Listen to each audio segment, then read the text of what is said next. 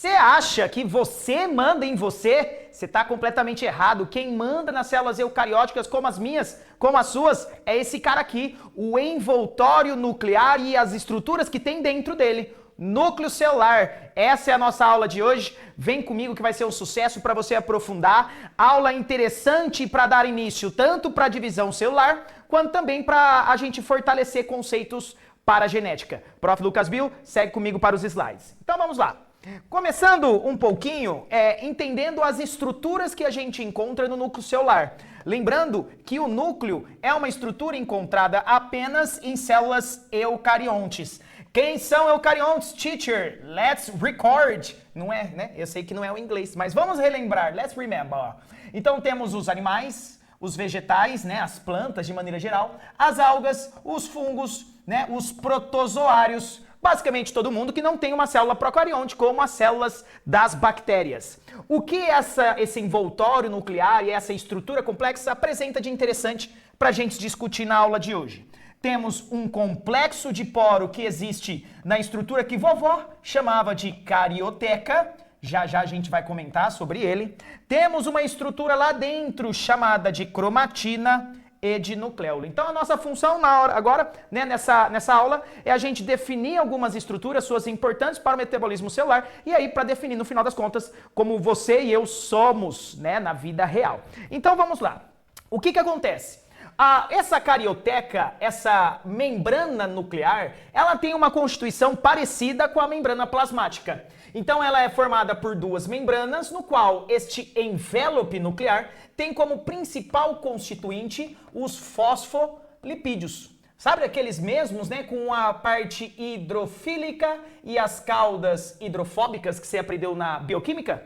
Muito bem, esses fosfolipídios separam o meio externo, que seria o citoplasma, do meio interno ao núcleo, que eu chamo de nucleoplasma. Beleza.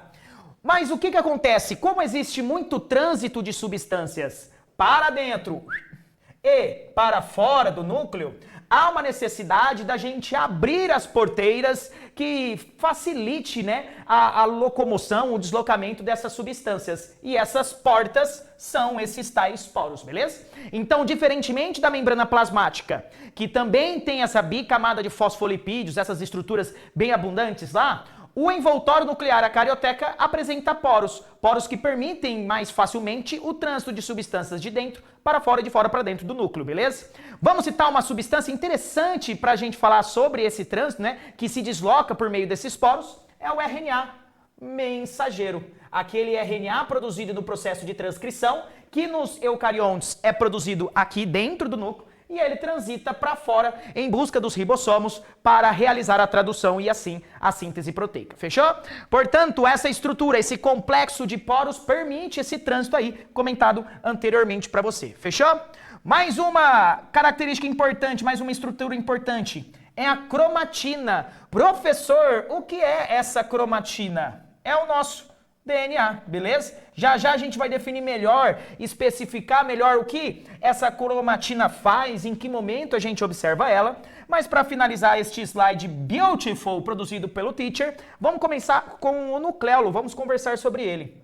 Ela é uma estrutura mais densa, então normalmente localizada ali mais na região central do nosso núcleo, e ela é responsável em sintetizar o RNA ribossômico, mais especificamente as porções, as subunidades do ribossomo, aquela estrutura que lá, futuramente, no citoplasma, realizará a síntese proteica. Fechou, amiguinho? Fechou, amiguinha? Portanto, o núcleo celular tem diversas estruturas importantes para trânsito de fora para dentro, de dentro para fora, estruturas importantes para definir quais serão as substâncias produzidas por essas células, e lá o nucleolo, né, lindo e maravilhoso, que sintetiza o tal RNA ribossômico. Fechou? Tamo junto? Vamos aprofundar? Segue o jogo.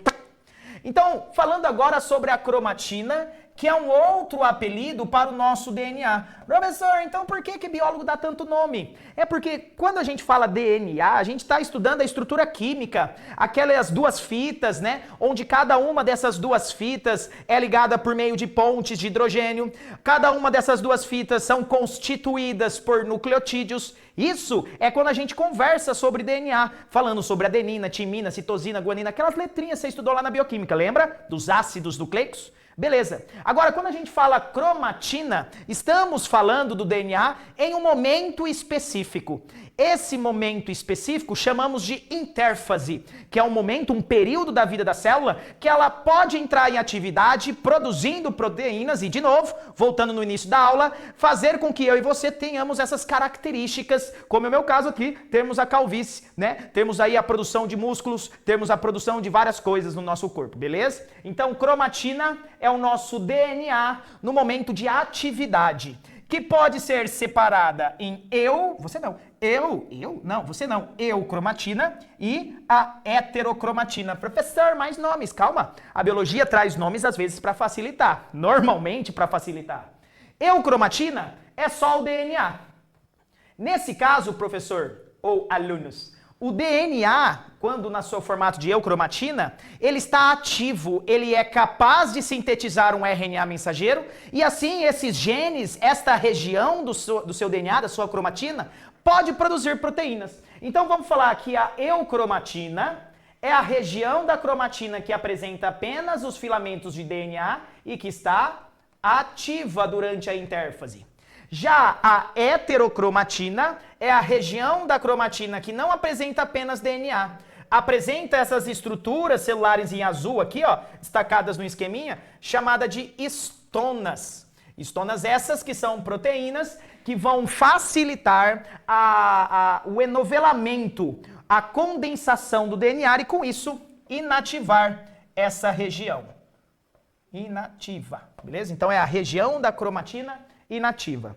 Vamos pensar então, por que será que o nosso DNA precisa de uma região ativa e uma região inativa? Senhoras e senhores, querendo ou não, todos nós viemos a partir de uma célula, fruto da fecundação do espermatozoide do seu pai e o óvulo da sua mãe, beleza?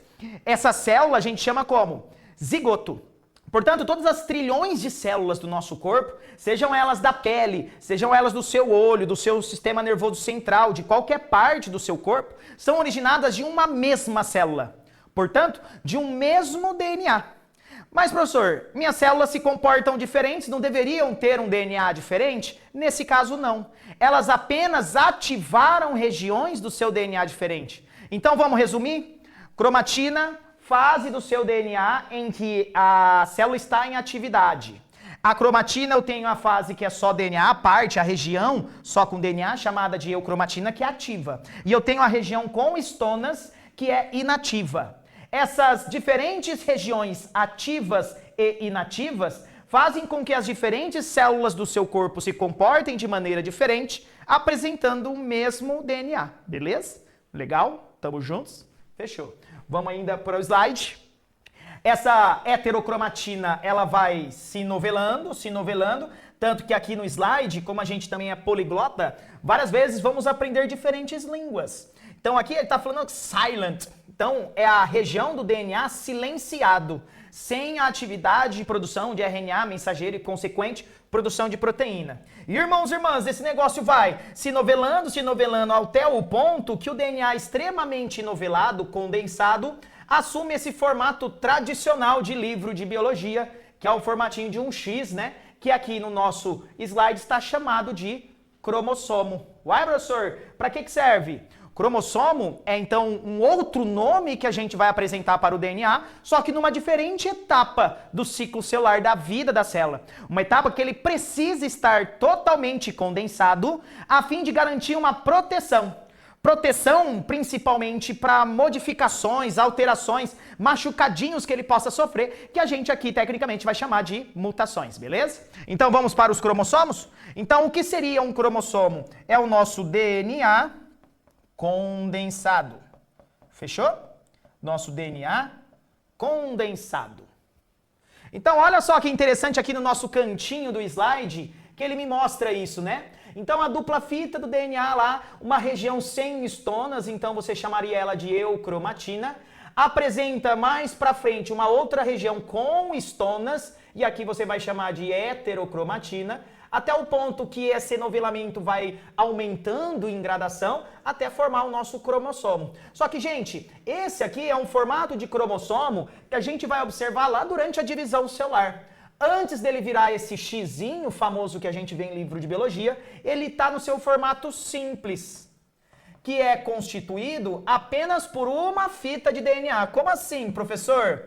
Se a gente fosse aumentar uma região desse cromossomo aqui do meu slide, eu veria nele ali aquela escadinha famosa, né? Aqui eu estou desenhando ela desespiralada, né? Se você for lá no Google e digitar DNA, você vai ver aquela espiral em dupla hélice, né? Bonitinha. Aqui eu fui lá e desespiralei. E esse DNA bonitinho aqui, extremamente condensado, está constituindo um cromossomo aqui no nosso esquema do slide, beleza? Ó, e aí algumas regiões desses cromossomos são interessantes da gente saber e definir esses nomezinhos aí, tudo bem? Então vamos aprofundar? Então esse cromossomo aqui é um cromossomo simples, beleza? Ele é constituído por uma fita de DNA, beleza? Cuja essa fita de DNA tem duas, né, sequências de polinucleotídeos. Vou repetir, um cromossomo simples é constituído por uma fita de DNA que essa, por sua vez, é formada por duas fitas de polinucleotídeos, duas sequências de polinucleotídeos, beleza? Qualquer coisa, pausa, volta, reescreve no teu caderno, no teu tablet e volta para esse momento novamente. Nossos cromossomos têm uma região mais densa, né? Densa porque tem proteínas que dão essa constrição nessa região, que chamamos de centrômero. Para que serve o centrômero? Futuramente, durante a divisão celular, fibras podem se conectar com esse centrômero para poder deslocar esse cromossomo de um lado para o outro. Existe um momento durante a divisão celular que nós vamos observar isso, mas isso é um assunto para uma próxima aula, beleza? Então, o centrômero é a região central, praticamente central de um cromossomo, na qual ligam-se as fibras durante a divisão celular, beleza? Dependendo da posição que esse centrômero ocupa nessa fita de DNA, nesse cromossomo simples, nós temos algumas classificações de cromossomos. Se o cromossomo tiver um centrômero mais central mesmo, nós chamamos esse cromossomo de cromossomo metacêntrico, beleza? Vamos para o slide para ficar mais próximo? Vai! Quando o centrômero está mais acima, um pouquinho mais acima do centro, chamamos ele de cromossomo submetacêntrico. Cromossomo submetacêntrico. Mais acima, cromossomo acrocêntrico. E lá no final, na pontinha, se o centrômero está na pontinha desse cromossomo, chamamos ele de cromossomo telocêntrico, beleza? Portanto, a partir do centrômero, podemos diagnosticar um cromossomo como metacêntrico, submetacêntrico, acrocêntrico e telocêntrico. É a posição do centrômero que vai dar essa classificação, belezinha? Outra característica de um cromossomo ainda no seu formato simples. O centrômero separa uma região menor e uma região maior. Aqui no inglês, traduzidos como um braço menor, o braço mais curto, e um braço maior ou um braço mais longo. Beleza? É assim essa nomenclatura que usamos mesmo. Braço curto, braço longo. O braço longo sempre está abaixo do centrômero e o braço curto está acima do centrômero, beleza? E para terminar essas estruturas, as pontas dos cromossomos são chamados de telômeros. Para que servem os telômeros? Durante a divisão celular, durante a replicação, que é um processo de síntese de novas fitas de DNA iguais às anteriores, o processo de duplicação. Esses cromossomos eles se deslocam dentro da célula, podendo sofrer lesões. Podendo sofrer lesões devido ao atrito que essas pontinhas vão sofrer nesse deslocamento. Então, para que servem os telômeros? Os telômeros são regiões do seu DNA sem genes ativos, portanto, são sequência de letrinhas que você aprendeu lá na bioquímica do DNA, sem finalidade de produzir proteínas, mas com a finalidade de proteger a região ativa e importante desse DNA, a região importante desse cromossomo. Então, durante as divisões, esse telômero vai diminuindo.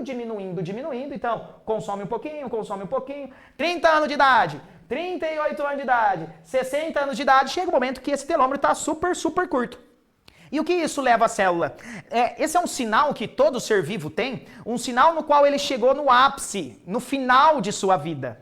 E quando esse telômero encurtado está, a célula começa a parar de se dividir da mesma forma que se dividia anteriormente. Então, um determinado órgão, por exemplo, que durante um período realizava as divisões celulares para se rejuvenescer, se recompor, se restaurar, agora com esse telômero encurtado, ele não faz mais da mesma forma. Então a gente pode até associar, né, no nosso cotidiano, que esse encurtamento do telômero também está relacionado com o processo de envelhecimento. Fechou? Tamo junto? Então, resumão das estruturas importantes de um cromossomo, ainda no seu formato simples, ainda constituído apenas por uma fita de DNA. Eu tenho uma região central, que é o centrômero, eu tenho esse centrômero separando em braço curto e braço longo, e eu tenho as pontas desse cromossomo, chamados de telômero, que o protegem durante a divisão e replicação. Tamo junto?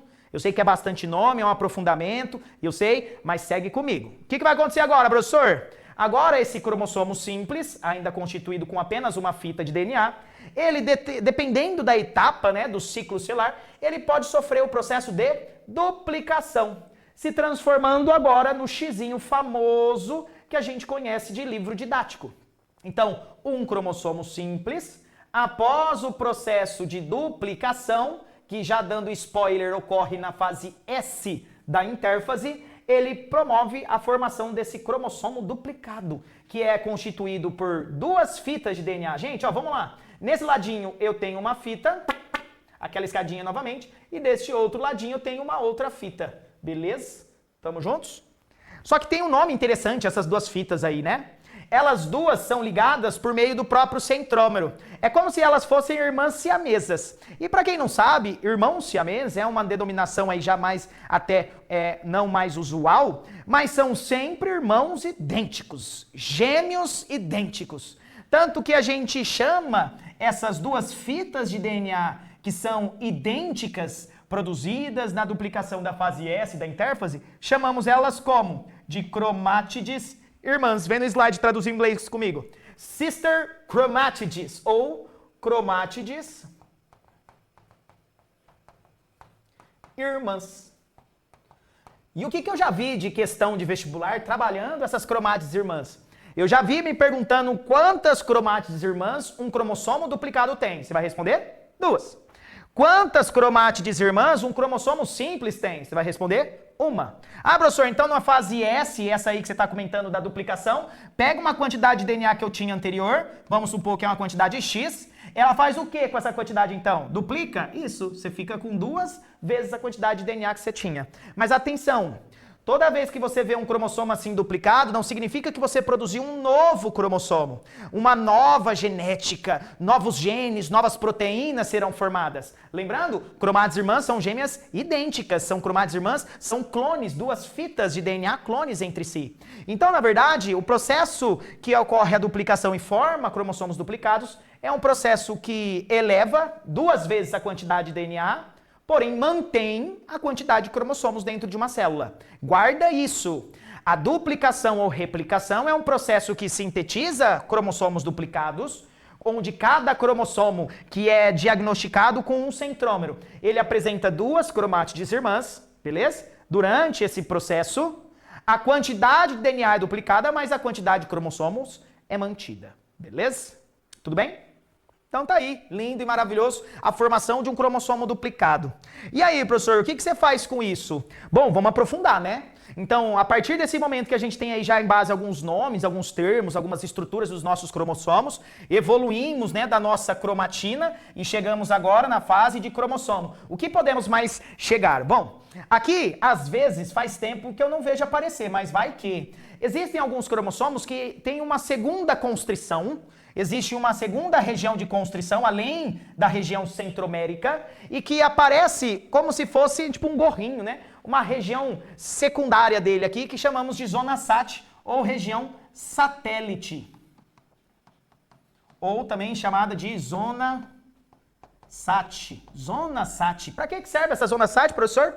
Região de cromossomos importantíssima para a produção do nucleolo. Então guarda isso, vou até para o slide para você ver melhor. A zona SAT é a região de que alguns cromossomos apresentam, que é importante para a formação do nucleolo.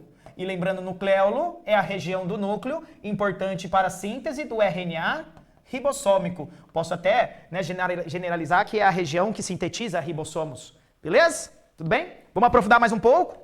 Cromossomos ainda podem ser melhor diagnosticados, observados, contados. A gente pode separar em diferentes tipos em um momento específico da divisão celular, que é a metáfase. A gente tem várias técnicas, quando chegarmos em divisão celular, eu vou te explicar essa técnica, que a gente paralisa nossa célula nessa fase de máxima condensação cromossômica. Então a gente consegue contar e separar em tipinhos os nossos cromossomos. Essa estrutura, essa figura que eu estou te apresentando aqui no slide, chamamos de cariograma. Ou também pode aparecer como ideograma. O que seria esse cariograma? É a quantidade e os tipos de cromossomo que uma determinada espécie tem. Aqui eu exemplifiquei a nossa espécie, o ser humano. E aí coloquei esquemas dos nossos cromossomos, porque eles não são bonitinhos assim, coloridos e tal, piririporó. Mas coloquei aqui para você os cromossomos da espécie humana duplicados que existem em um ser humano do sexo masculino, tá bom? Estou representando o cariograma de uma pessoa da espécie humana do sexo masculino. E aí, ó, olha o que eu te mostro. Tenho um cromossomo do tipo 1, então aí você tem um cromossomo duplicado do tipo 1, e a gente observa o outro cromossomo do tipo 1. Professor, por que de 2 em 2? Eu estou observando nesse cariograma aí, é 2, né? É tudo de parzinho. É porque um destes você recebeu no espermatozoide do teu pai, e o outro no óvulo da sua mãe, sacou? Tanto que temos um nome para esses dois cromossomos. Chamamos esses cromossomos de cromossomos homólogos. Professor, algum cromossomo da nossa espécie não é homólogo? Opa! Temos dois cromossomos da espécie humana, aqueles últimos lá no cantinho, ó. Tô te chamando a atenção a eles, que são os cromossomos sexuais. Estes cromossomos são cromossomos que têm regiões heterólogas, ou seja, que tem regiões que não coincidem os genes, que tem regiões que são só do cromossomo Y e regiões que são só do cromossomo X. Quando observamos isso em um cromossomo, falamos que eles não são cromossomos homólogos, beleza? Exemplos de cromossomos não homólogos da espécie humana, os cromossomos sexuais. Ah, professor, quais são os cromossomos de outras espécies? É uma outra conversa, são os sistemas, né, de determinação sexual. Você tem o nosso sistema e das drosófilas, que é o sistema XY, você tem o X0, que é dos gafanhotos, você tem o ZW, que é das galinhas, coisa interessante de você se aprofundar também, beleza? Mas aqui só te apresentando como os cromossomos se aparecem. Primeiro tipo de cromossomo que eu falei pra você, cromossomos homólogos. Segundo tipo que eu vou te apresentar. Percebeu que os sexuais são diferentes do resto? Então existem os cromossomos sexuais, que na nossa espécie determinam os sexos biológicos, normalmente determina esses sexos biológicos. Então o homem, ele tem um cromossomo X e o cromossomo Y. A mulher tem um cromossomo X e outro cromossomo X, beleza? Já os outros restantes, do 1 até o par 22, são os chamados cromossomos autossomos. E aí, tiozão, na genética, lembra no início da aula que eu falei para você que essa é uma aula praticamente introdutória à genética? Quando você estuda a maior parte das heranças da hereditariedade, de diversas doenças lá na genética, normalmente você trabalha com doenças autossômicas. Ou seja, são caracteres ou características ou genes que estão colocados em um desses pares de cromossomos, do 1 ao 22. Quer ver um exemplo? Você pode pegar o cromossomo número 7, que está ligado lá, tem um gene no cromossomo 7, que está ligado com a fibrose cística. O albinismo está no cromossomo 11, beleza? São todas aí doenças autossômicas, o que traduz-se numa probabilidade de mulheres e homens herdarem essas doenças iguais, beleza? Então, doenças autossômicas, homem e mulher têm a mesma chance de herdarem essas doenças. Heranças sexuais, aí já muda este padrão. Beleza? Fechou? Bom, para concluir essa primeira etapa da nossa aula de aprofundamento sobre núcleo celular, eu trouxe aqui para vocês alguns conceitos importantes para você definir. Gente, de verdade, escrever à mão aí, se puder fazer num papel, eu sei que você pode estar usando o tablet aí, mas num papel é legal também. Escrever essas definições te dá argumentação, te dá vocabulário para respostas discursivas. Então tá aí, ó, conceitos importantes do que é DNA, do que é o genoma, que é o conjunto completo das letrinhas de uma espécie, sabe? Aquelas letrinhas A, T, C, G. Depois, ligados a isso, eu trouxe para você aqui o conceito de gene e genótipo, a diferença entre os dois. Depois trago para vocês também os conceitos de cromatina e cromossomo. E por último, o que é cariótipo, que eu acabei de te mostrar na figura. Beleza? Tamo juntos? Então, até agora a gente discutiu sobre estruturas importantes e em reconhecê-las visualmente e as suas aplicações dentro do núcleo interfásico. Falamos sobre cariótipo, cromossomo, né? O centrômero, região satélite, enfim. Agora vamos dar uma aprofundada nos processos químicos, nos processos que acontecem dentro do núcleo? Pode ser? Então, vamos ver aqui alguns processos. Eu trouxe 3 para a gente discutir processos que acontecem dentro do núcleo. Transcrição é a síntese de um RNA mensageiro, a partir de uma fita molde de DNA. Olha no esqueminha aqui, no cantinho direito. Eu tenho uma dupla fita de DNA, ocorre a abertura dessa dupla fita, então existe uma enzima chamada RNA polimerase que realiza a quebra dessas ligações de hidrogênio e abre a dupla fita, permitindo a leitura de uma das fitas. A fita molde, template strand, que é, traduzindo, a fita molde, será lida para a síntese da molécula de RNA mensageiro. Atenção, essa leitura na fita de DNA, ela é feita no sentido 3' do DNA para o sentido 5' do DNA. Depois, esse RNA mensageiro será lido lá no ribossomo. Então, a leitura do RNA mensageiro na tradução do ribossomo, aí é feito no sentido aí que a gente sempre guarda, né? Sentido 5', 3'. Ele vai ser lido nesse sentido, tá? Mas na hora que a gente está aqui fazendo a transcrição dentro do núcleo, o DNA, que é essa fitinha azul aqui, ó, ele é lido nessa sequência, tá? 3', 5'. E aí, o que você faz com esse RNA mensageiro transcrito? Você vai lá no ribossomo e produz um polipeptídeo, que em outras palavras é uma proteína, beleza? Polipeptídeo é uma sequência de aminoácidos que, quando é bem grandona, relativamente grande, podemos chamar de proteína. Fechou? Transcrição nas células eucariontes, que é a síntese de RNA mensageiro, acontece no núcleo. Também ainda nas células eucariontes, rumando aqui quase para o final da nossa aula, temos um segundo processo, que é o processo de splicing. E o que esse splicing faz? Ele pega o nosso RNA mensageiro transcrito, que aqui podemos chamar de RNA mensageiro imaturo, beleza? Ou pré-RNA mensageiro. E ela vai observar durante esse processo a existência de certas regiões importantes para a produção de proteína, que chamamos de exons, e regiões que precisamos eliminar, chamadas de introns. Então, olha no slide mais apreciosamente. Exons é a região que eu quero, introns é a região que eu não quero. São 2 regiões diferentes de uma molécula de RNA mensageiro transcrito. E o que o splicing faz? Retira os introns e colam os exons, formando assim o nosso RNA mensageiro maturo, que será lido durante o processo de tradução, beleza? Splicing é isso. Splicing acontece dentro do núcleo, splicing acontece em células eucariontes. Splicing, processo de retirada de introns e colagem de exons, beleza? Existe uma parte dessa análise, né, desse estudo, que a gente entende como splicing alternativo. Só que eu vou deixar esse momento para uma outra ocasião, senão daqui um pouco a gente está almoçando, jantando, né, numa mesma aula. Então aqui, existem formas com que esses exons possam ser colados nesse splicing em sentidos diferenciais.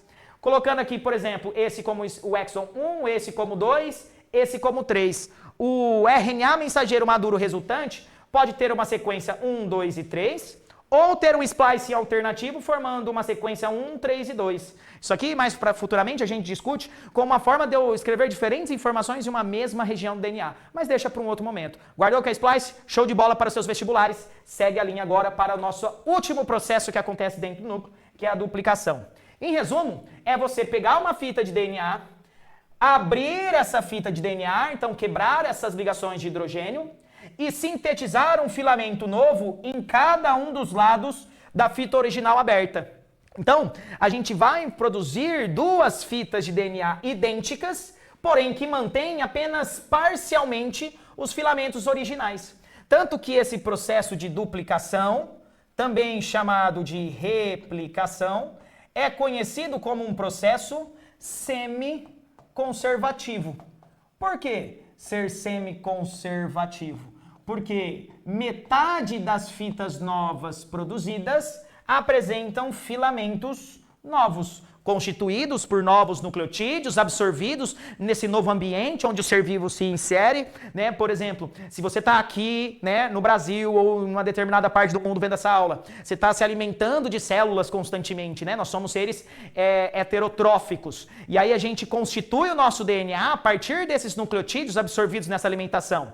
E aí você vai lá para Chernobyl e resolve fazer esse programa de louco, beleza? Vai lá para Chernobyl se alimentar das células de Chernobyl. Lá teremos nucleotídeos marcados radioativamente e que serão utilizados na síntese dos seus novos DNAs lá. Então, o novo DNA lá terá metade da fita normal e da metade da fita Chernobyl, beleza? Então, por isso que chamamos de um processo semi-conservativo, uma duplicação ou uma replicação semi-conservativa, beleza? Existem algumas importantes enzimas que participam desse processo.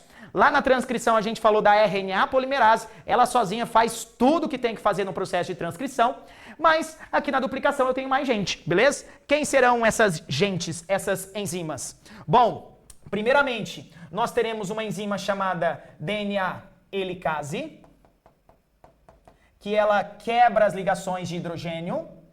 Então, DNA helicase, a sua função é quebra das ligações de hidrogênio e separação dos filamentos originais da fita de DNA, beleza? Depois, quem sintetiza os filamentos novos, quem sintetiza esses filamentos novos é a DNA polimerase. E por último, temos a DNA ligase, DNA aqui no cantinho, ó, DNA ligase, que realizará a colagem dos filamentos novos com os originais e possíveis fragmentos que possam ter surgido ao longo desse processo de duplicação. Então temos 3 enzimas importantes: DNA helicase, DNA polimerase, DNA ligase. DNA helicase, quebra das ligações de hidrogênio, DNA polimerase, síntese do novo filamento, DNA ligase é a colagem dos fragmentos de DNA produzidos durante esse processo de replicação, beleza? Só que, gente, você dá pra perceber que aqui é uma quebradeira, né? É praticamente um processo de reforma do seu DNA, onde que as informações resultantes desse processo, as 2 fitas que vão constituir aquele cromossomo duplicado, como eu te mostrei na aula, precisam ser idênticas, exatamente iguais. A informação genética tem que ser mantida. Por isso que eu chamo de replicação. Então, caso ocorra alguma alteração nesse DNA durante o processo de duplicação, e, gente, é aqui que principalmente ocorrem esses processos de mutação. Existe todo um sistema de enzimas importantes que reparam esse DNA, que a gente chama de mecanismos ou sistema de reparo de DNA. Como funciona? Olha aí no slide. Eu tenho um novo DNA sintetizado na duplicação. Perceba que existe uma região que está incorreta. Como você sabe que é incorreto, professor? Eu tenho uma base nitrogenada timina ligada com uma base nitrogenada guanina. Não era para ser guanina aqui, era para ser adenina. Timina é par complementar da base adenina e não da guanina. Então, o que o nosso sistema de reparo de DNA vai fazer? Primeiro, vai cortar essa região incorreta. Ele foi lá e cortou a região, tá vendo? Ó? Depois disso, a DNA polimerase, essa enzima aqui, ó, de novo, DNA polimerase,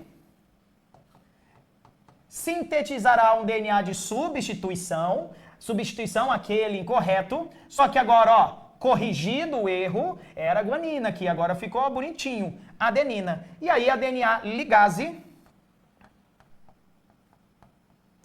liga tudo, cola tudo, termina o processo e pronto. A cadeia de DNA está completa, beleza? Esse é um momento, é um processo que acontece no finalzinho desse período que a gente vem discutindo sobre o núcleo na vida de uma célula, que é o período de intérfase, beleza? Olha aqui, o ciclo de vida de uma célula, ele compreende esse processo todo que a gente discutiu dentro do núcleo, essa fase que a gente chama de intérfase, quer ver? Núcleo produzindo proteínas durante a transcrição, fase G1. Núcleo sintetizando novas moléculas de DNA durante a duplicação, fase S. Núcleo reparando os erros da duplicação, fase G2, beleza? Então, durante toda essa nossa conversa, né, discutindo sobre estruturas do núcleo, às vezes até no seu livro apresenta o núcleo com esse nome, núcleo interfásico. Por quê, professor? Porque na próxima fase do ciclo celular, na próxima etapa do ciclo celular, teremos a divisão celular. E aí, como que faremos? aí o núcleo vai desaparecer e daremos novos processos, novas coisas acontecendo na célula. Beleza? Tudo bem? Esse aprofundamento legal aqui para vocês.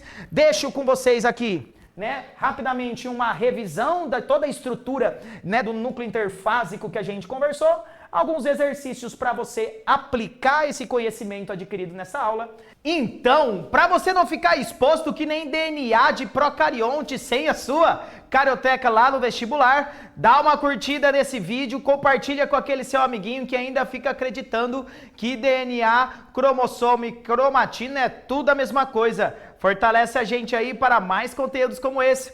Prof. Lucas Bill dá o tchau. Valeu!